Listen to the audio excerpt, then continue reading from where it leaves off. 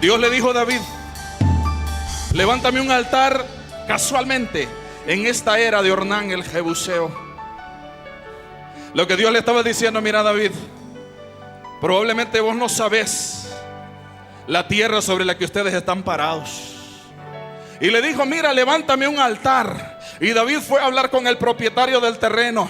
Y el propietario del terreno, de muy buena intención, usted conoce la historia, le dijo: rey David, tómala, yo te la regalo. Y David, hombre de diseños, hombre que conocía los diseños de Dios, le dijo: lo siento mucho, gracias por su buena voluntad, sea usted bendecido, pero el principio espiritual me dice que no puede existir altar de adoración sin sacrificio. En esta tierra estuvo mi padre Abraham sacrificando lo más profundo de él, y yo no le voy a ofrecer a Jehová sacrificio que no me cueste.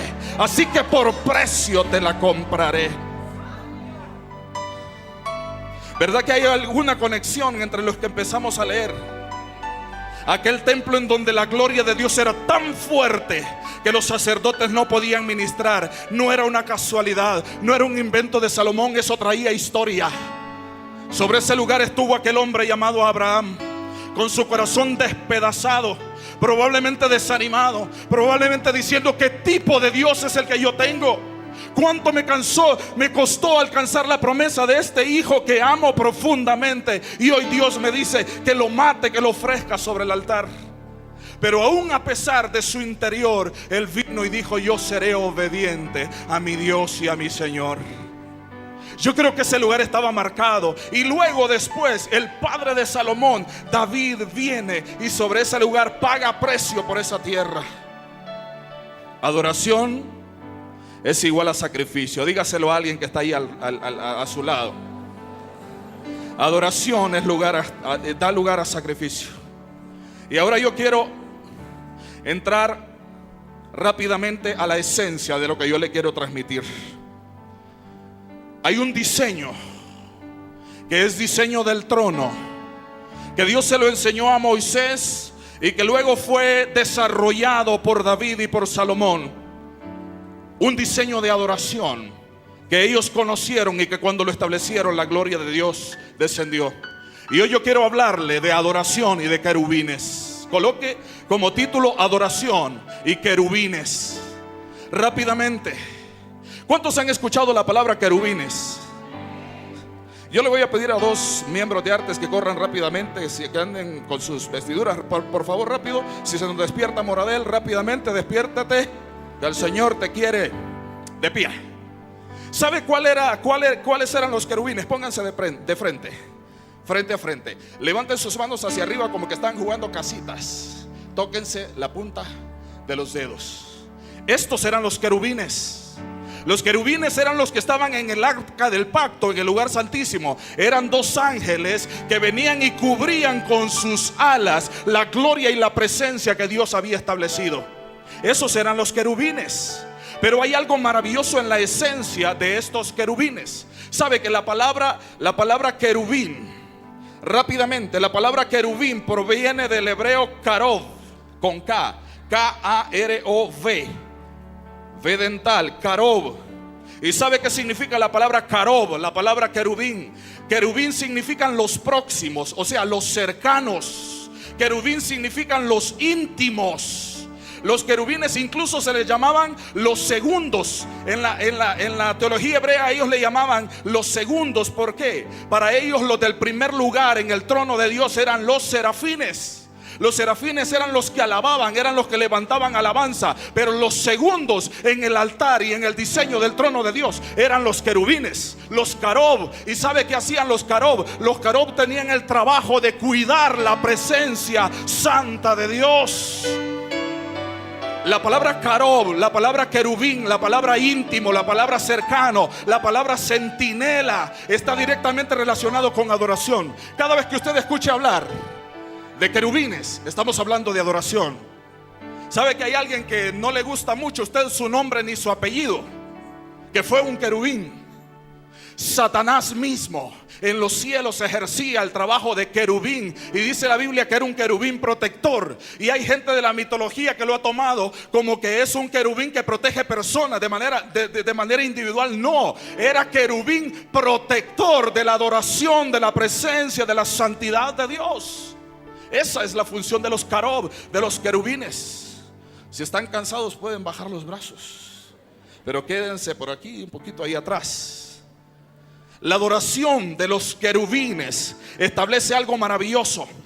Dios le enseñó a Moisés el diseño del arca, y en el arca estaban estos querubines con sus alas extendidas. ¿Alguien aquí los ha visto? ¿Alguien aquí ha visto una fotografía de un acto del pacto, un dibujo? Con sus alas, ellos tocaban la punta de sus alas el uno al otro de frente, y era como que ocultaban la santidad de Dios en ese espacio. Pero algo maravilloso ocurre en el templo de Salomón, y vaya rápidamente conmigo a la palabra, al libro de Segunda de Crónicas,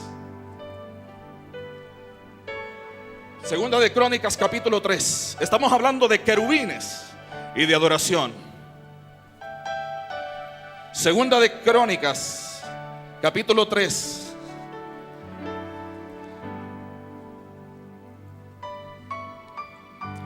Versículo 8. Se lo voy a resumir rápidamente. Salomón construyó un templo de lo mejor que podía existir en cuanto a materiales, en cuanto a dedicación, en cuanto a excelencia. Pero ese templo tenía varios lugares. Tenía un atrio, tenía un patio interior, había un lugar santo. Pero Salomón se enfocó en el lugar santísimo.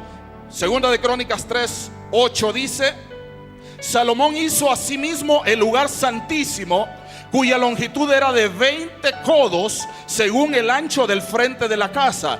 Y dice, y su anchura de 20 codos, y lo cubrió de oro fino.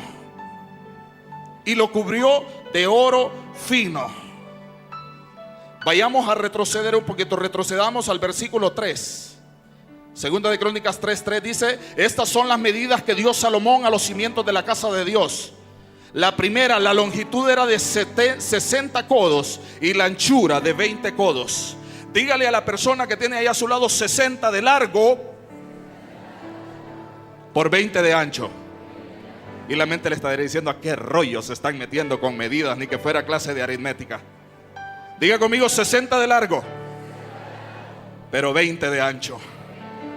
¿Sabe lo que hizo Salomón? En los 20 metros de anchura del lugar santísimo, él lo recubrió completamente de oro. Pero mire el versículo 10. Y dentro del lugar santísimo, Salomón hizo 2 querubines. ¿Cuántos? Salomón hizo 2 querubines de madera, los cuales fueron cubiertos de oro. Y la longitud de las alas de los querubines era de 20 codos. Porque llegaban hasta la pared de la casa, y la otra de 5 codos, la cual tocaba el otro querubín. Y de la misma manera, el ala de otro querubín era de 5 codos y llegaba hasta la otra pared de la casa. Yo sé que usted se perdió y yo probablemente me perdí con las medidas, pero se lo voy a expresar sencillamente. Vengan acá los modelos. El diseño que Moisés había establecido era un diseño de adoración sacerdotal. Solo los sacerdotes ministraban. El pueblo quedaba expectante y ni entendía. Así como usted y yo un día escuchamos en un pueblo una misa en latín, y usted de verdad aprovechaba para dormir y decía: ¿qué estará diciendo el señor curita, verdad? Esa era la adoración y la administración. El pueblo no participaba. Y entonces, ¿cómo estaban sobre el arca los querubines en el diseño de Moisés? Extiéndalo. Así estaban, pero completamente inclinados. Incluso sus cabezas. Acerquen sus cabezas. Incluso ellos estaban completamente inclinados, ¿verdad? Cuidando la presencia de Dios. Pero cuando Salomón edificó el nuevo diseño del lugar santísimo, hubo algo que impactó a todos. Y yo me imagino que los sacerdotes, cuando por primera vez supieron lo que había en el lugar santísimo, se quedaron perplejos. Seguía el arca del pacto y seguía la figura de los querubines pequeños cuidando el arca del pacto. Pero ya el padre de Salomón había roto estructuras. Ya David había conocido la adoración corporativa. Ya David había puesto a gente común y corriente a adorar en el altar de Dios. Ya David había roto las paredes del tabernáculo, las había levantado y había sonado la trompeta. ¿Quiénes quieren adorar? Ya no hay velo, vengan a adorar delante de la presencia de Dios. David le había sido revelado un nuevo diseño de adoración y se llama la adoración corporativa. La adoración en que tanto el sacerdote que está hoy en el teclado y los sacerdotes ministros de las artes que están aquí en este espacio, como el pueblo que está allá, tienen la misma responsabilidad de adorar y de levantar manos delante de la presencia de Dios.